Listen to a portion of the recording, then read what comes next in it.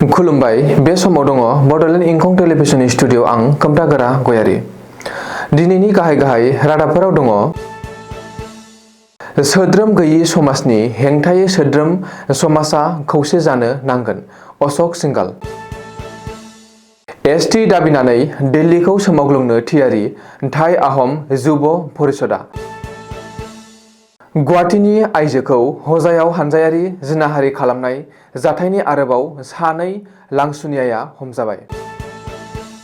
आरोबाव 156 रोखोमनि मुलि बाहायनाय आरो फाननायखौ होबथादों। काछाराव गोबांथार बिबांनि गान्जाजों लोगोसे सासे हमजादों। दानिया फैदिनि आबुं रादाबाव।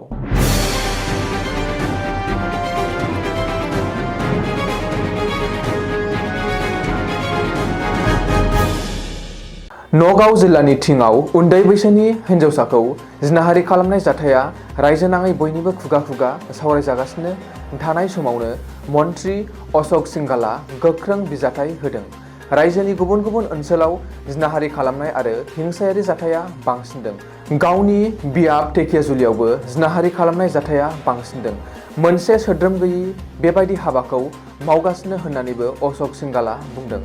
मन्त्रि अशोक सिंघालआ बुंबावदों दि थिंनि जाथाया थिङावल' जानाय जाथाय नङा। गेजेर आसाम, आफां आसाम, साहा आसाम आरो आंनि बियाब टेकियाजुलियावबो गुबुन गुबुन मोनथाम जिनाहारि खालामनाय आरो मोननै जिनाहारि खालामनो नाजानाय जाथाया जादों। बेनि गासैबो जाथायजों सोद्रोम गैयि समाजा सोद्रोम समाजनि सायाव गाग्लोबदों। बै सोद्रोम गैयि समाजनो फिन्नाय होनो थाखाय सोद्रोम समाजा खौसे जानांगोन। बेनि अनगायैबो जोंनि आखायाव गुबुन राहा गैया। जिनाहारि जाथाय जानायनि उनाव पुलिसआ गावनि राहाखौ लायो। नाथाय बेबादि साननायनिफ्राय सोद्रोम गैयि समाजखौ उदां खालामनोब्ला सोद्रोम समाजा खौसे जानांगोन। बेनो समनि चेलेन्ज होननानै अशोक सिंघालआ बुंदों। मख'नो गोनांदि नगावनि थिङाव उन्दै हिन्जावसाखौ जिनाहारि खालामनाय जाथाया रायजोनाङै अर फोजोंदों। रायजोनाङै गुबुन गुबुन आफाद, फसंथान आरो रायजोफोरा बेनि हेंथायै सोमावसारदों। बे जाथायनि सासे दायनिगिरिया पुलिसनि जिम्मानिफ्राय खारखुमानो नाजानायाव फुख्रिनि दैयाव गोग्लैनानै जिउ गोमाबाय।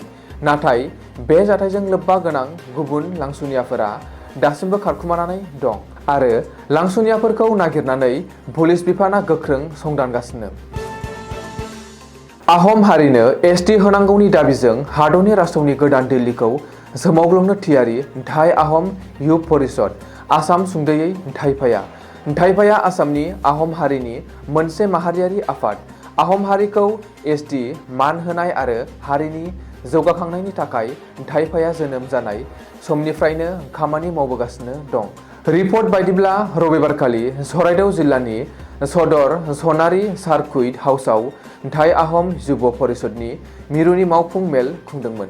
बे मावफुं मेलावनो आहम हारिनि एसटि होनांगौनि दाबिजों गोख्रों सोमावसारना दिल्लीखौ सोमावग्लुंनो थांखि लानाय जादों होननानै थाइफानि आफादगिरि बिजय राजकुमार आरो नेहाथारि रुद्रसागर बरगहाया खौरांगिरिनि मेल खुंनानै फोसावदों। सुलुङाव फोरमायनाय बादिब्ला थाइफाया फैगौ बोसोरनि 3, 4 आरो 5 जानुवारिखालि सनारियाव आफादनि बोसोरसालिया जथुमा खुंनो थांखि लायो। बेनि अनगायैबो आहमलेण्ड एसटि आरो काउन्सिल दाबिनायखौ लान्थ्रियै लांबाय थानो थांखि लायो होननानै बिजय राजकुमारआ फोरमायदों। मख'नो गोनांदि दिल्लीखौ सोमावग्लुंनो थियारि खालामदों थाई आहम जुब परिषदआ। आहमलेण्ड एसटि खालामनाय आरो काउन्सिल सोरजिनायनि दाबिजों फैगौ सेप्तेम्बर दाननिफ्राय गाहाय मन्त्रि, मिरु नखर मन्त्रि आरो मिरुनि ट्राइबेल मन्त्रिनो गोसोखांलाइ गथायगोन। बेनि उनाव अक्ट'बर दानाव थाई आहम हारिनि गासैबो आफादफोरखौ लानानै दिल्लीयाव धर्ना हाबाफारि लागोन। बेनि अनगायैबो आहम हारिखौ एसटि खालामनांगौनि दाबिजों पन्चायत बिसायख'थिनि सिगां सिगां जिल्ला, महकुमा आरो गामि गामि बिजेपि सोरखारनि हेंथायै आन्दलन खालामगोन होननानैबो थाइफाया खौरांगिरिनि मेलनि गेजेरजों हुमखि होदों। हजाइ जिल्लायाव सासे आइजोखौ हानजायारि जिनाहारि खालामनाय जाथायनि आरोबाव सानै दायनिगिरिखौ पुलिसआ हमनो हाबाय। पुलिसआ हमनो हानाय सानै दायनिगिरिफोरखौ काजम आली आरो जाब्बर आली होननानै सिनायथिनो हादों। थांनाय 1 एप्रिलखालि जादोंमोन बे हानजायारि जिनाहारि खालामनाय जाथाया।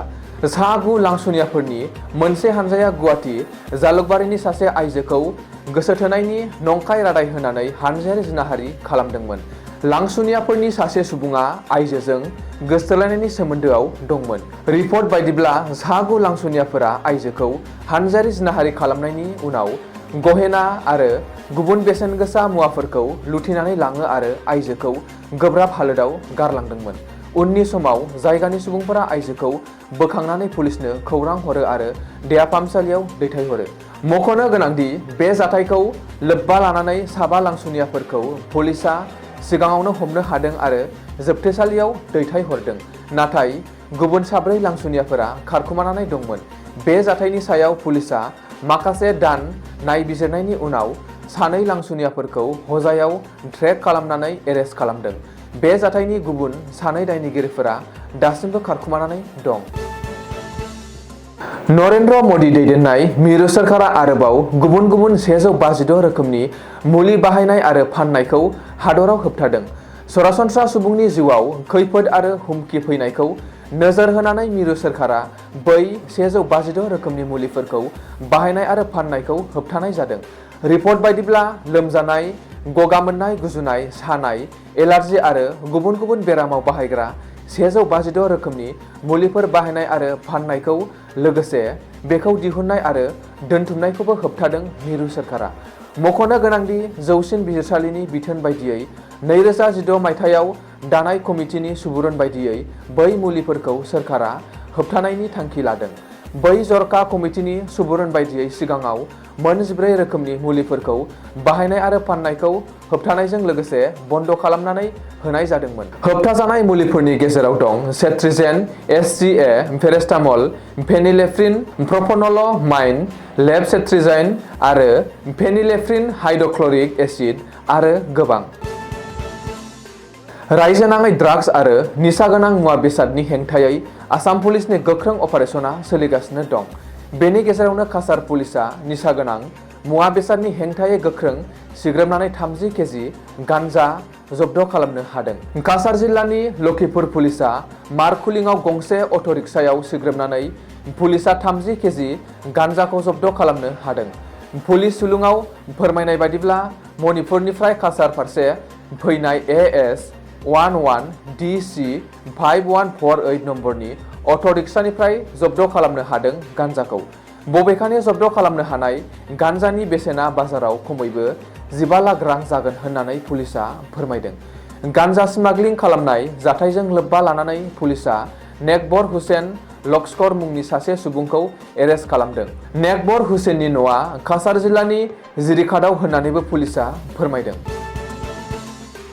दिनैनि रादाबा एसेनोसै। गोजोन्थों।